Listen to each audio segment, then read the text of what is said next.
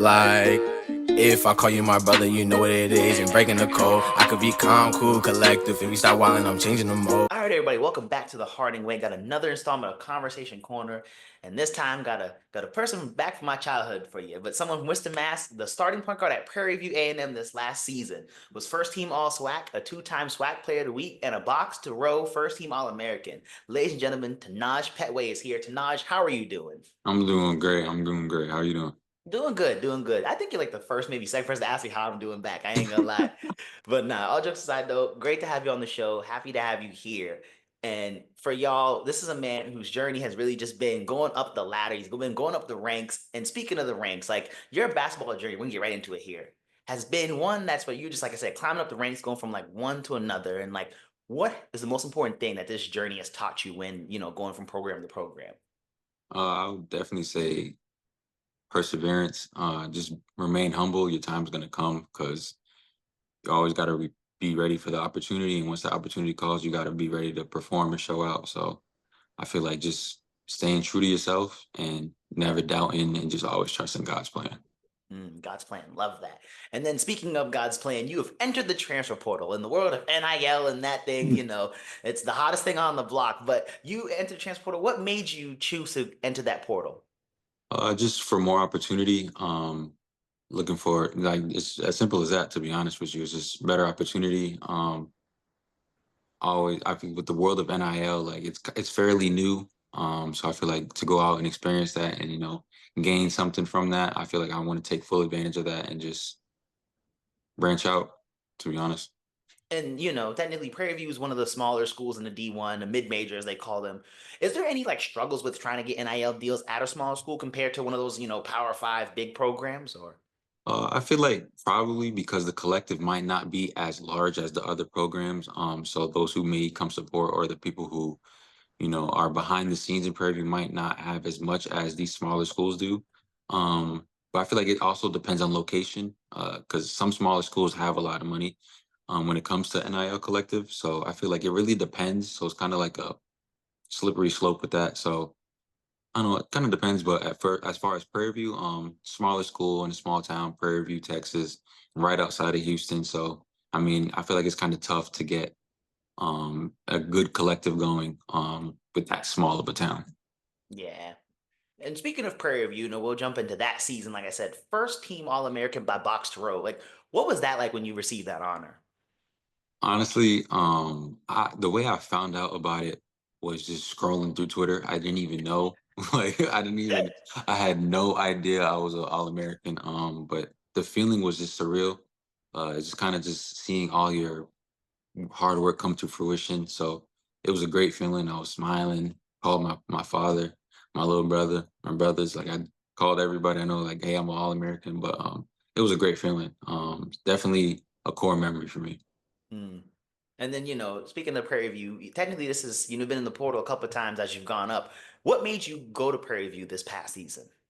I feel like the coaching staff, and just the way the team is organized and ran, I feel like it was a great fit for me, which is evident through everything that happened this past year. Just the way he wants to get out and run transition offense, play hard defense, and he was just really on me about showcasing my skills that were kind of overlooked. I would feel like, but I feel like that was the main key why I went to Prairie View. I feel like the fit was the best for me. Mm. And then now, that season is over. Just on a personal level, if you can give this past season a scale, like 1 to 10 grade, 1 being the worst, 10 being the best, what would you give? With our record being the way it was, even though I feel like that itself is kind of iffy because we had a very hard non-con schedule playing against like Oklahoma, UAB, Yeah. Mississippi State, a lot of ranked teams that happened to be in the tournament, just off of their rankings, being nationally ranked. So I feel like it prepared us for a hard conference schedule. We fell to a couple of injuries, a couple of guys redshirting.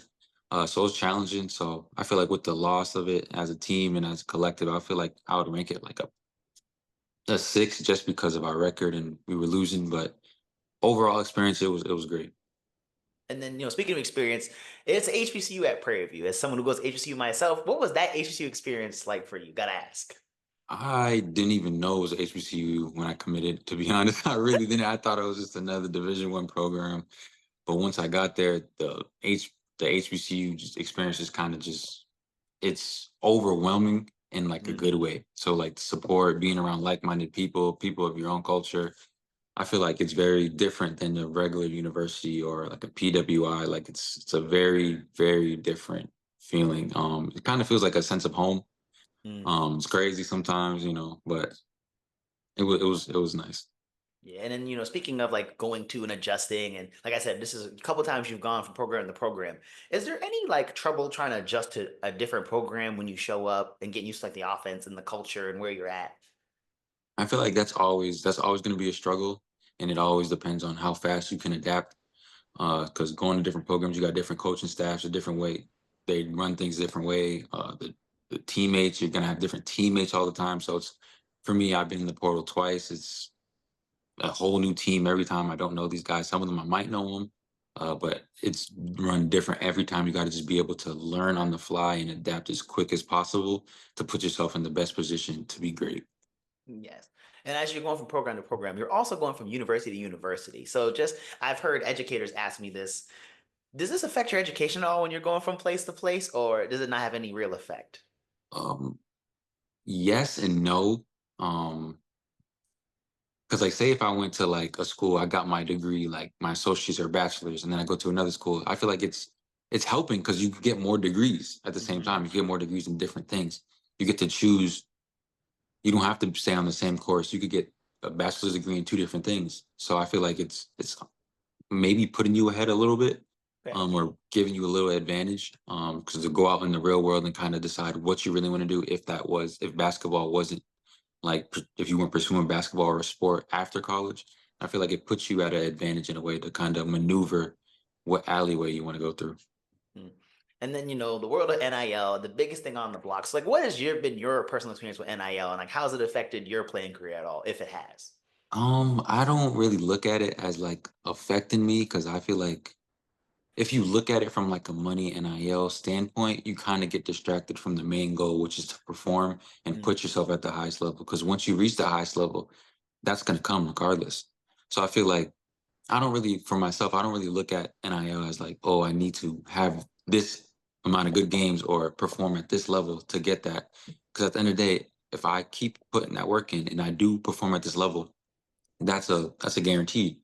So I feel like just staying focused, staying in the gym and working out and being true to myself and not really looking at what is to come or what possibly could come out of this, and then staying focused and locked in the moment helps that. So it's kind of like a win-win situation. So I feel like it never really affected me, or I never really looked at it super hard. I just kind of knew it was there, but I needed to take care of business here in order to be able to be ready for when that comes. You know what I'm saying?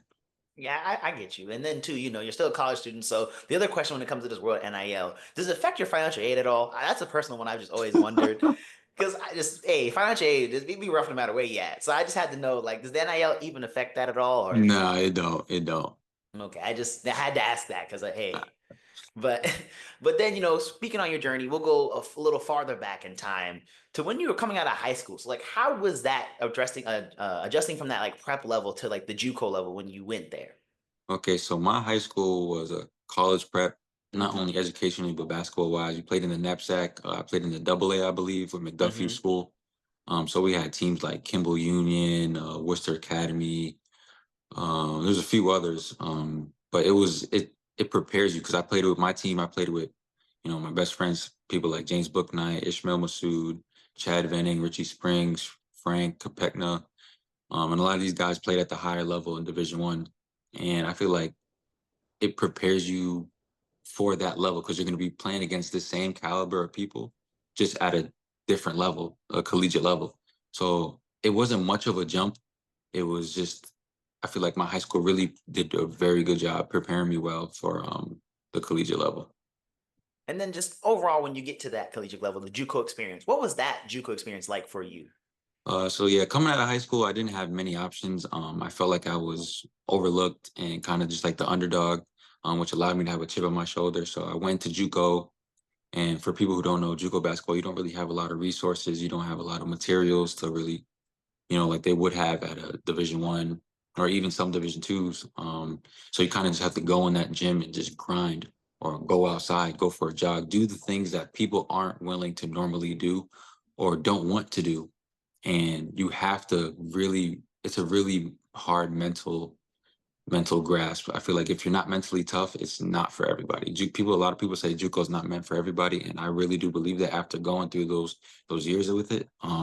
It's not. It's really hard. You gotta stay on yourself, like Kobe mentality, like really, like now you laying down in bed, now you gotta get up and go after it. Because at the end of the day, those who are in JUCO want to reach that Division 1 level. So I feel like if you want to reach that, you gotta get up and do it every single day without stop. And for me, that's exactly what I did.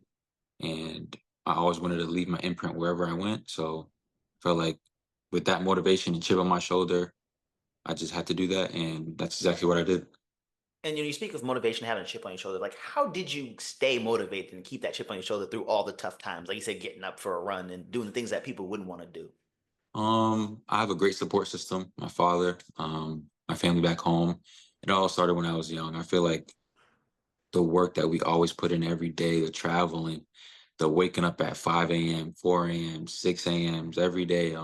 Just looking back at that, it would make you think you still came far, and it's still a proud moment for him that his son is playing college basketball. And for me, it's always been like you didn't come this far just to come this far. You know what I'm saying? So with that, I always just remember that and kept it in my mind. Like, now you want to keep going higher. Like, how high can you possibly go? Like, what is your limit? So for me, I use that as motivation every single day, no matter what I do.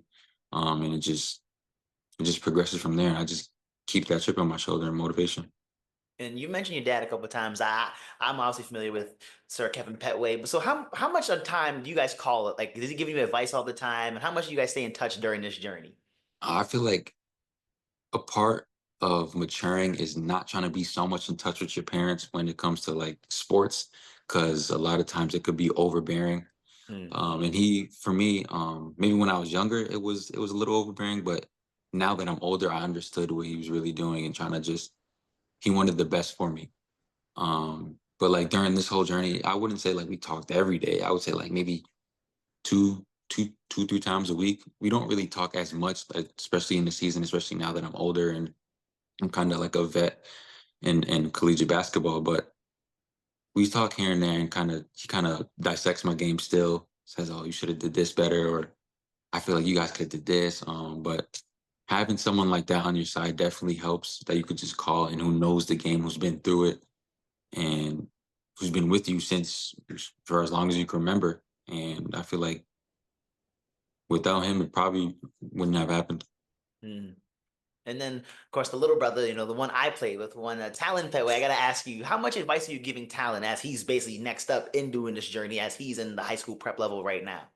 I give him a lot of advice. I feel like I've been through his shoes. I've been there. And I just kind of try to keep him level-headed and just motivated and never doubt himself to or compare himself, because comparison is the thief of joy. So I feel like it's very crucial at his stage right now to not even look at the next man or who's behind him or who's even in front of him, or if he's not even getting the same looks, or if someone's overlooking him, whatever the case may be. I feel like I give him a good level-headed response in order to like be where he is right now. So me and him have a great relationship, him being my little brother, and also having success in the basketball world. I feel like it's very easy to talk to him, and it's just smooth running, and I feel like he'll be great. He's going to be great.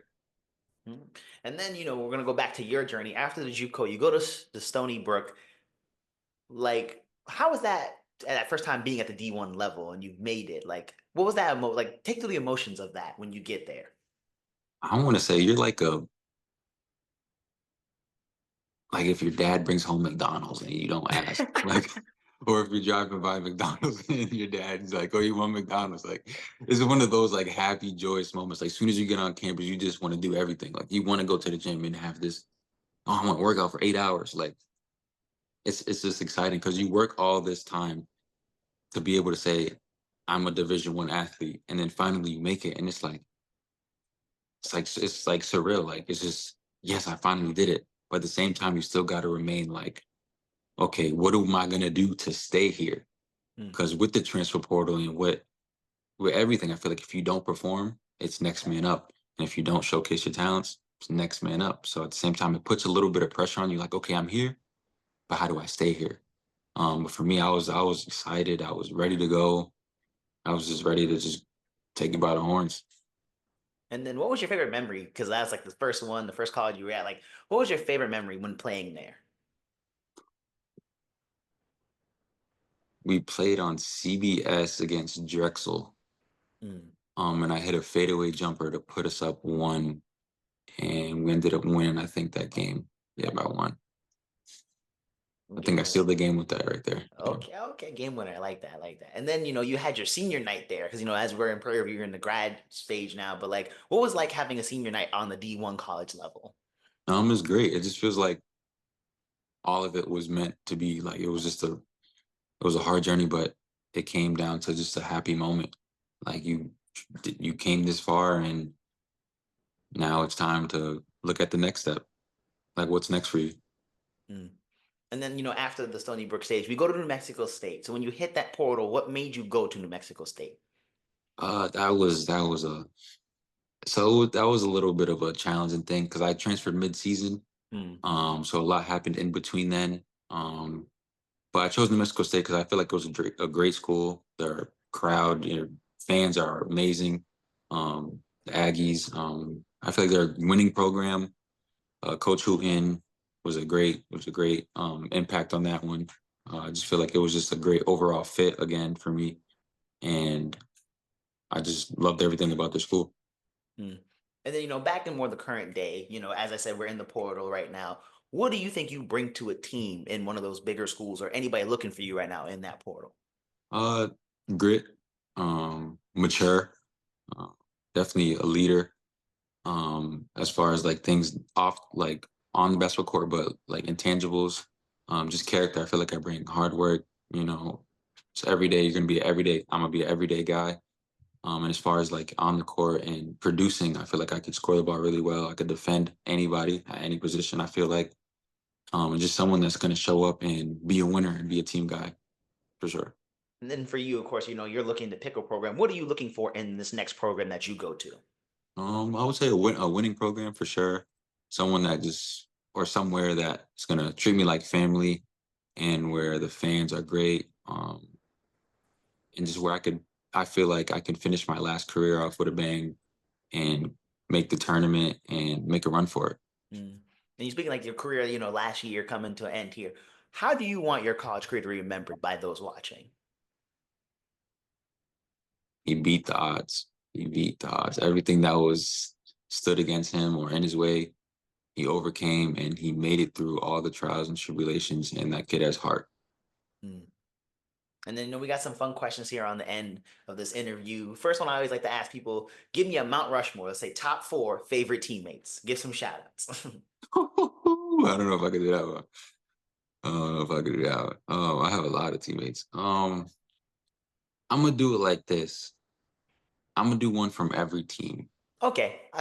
We'll allow it. We'll allow it. All right. So at my JUCO, I would say that's a tough one. Those are some guys. Dang, see, this is harder than I thought. I'm gonna say Antrell Charlton. Okay. Um, for Stony Brook, I would say Tyler Stevenson more. I put his whole government out. That's crazy.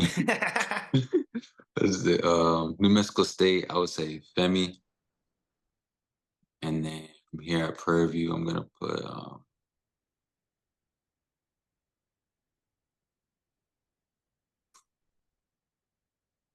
Zakir Sawyer. He's funny, that's why. He always cracking jokes. I got you. That question usually stumps every athlete because they're always Yeah. like, "Oh," because you love all you. Of course, you love all your teammates, but then, now you got to throw somebody under the bus. Yeah, I But got it though. but then They next all question, family though. They all family. yep, They all family. yep. We know we love everybody, but there's always a number one, respectfully. But the next question I got for you, this is a Harding Way staple, if you will. Headphones on. We're preparing for the game. What are we playing in the headphones? What's the go-to pregame song? I got a lot of those. Give me like a top three. Top three. All right. Big Dog by Lil Durk. Okay. I'm gonna say Breaking the Code by Kyle Rich. All right.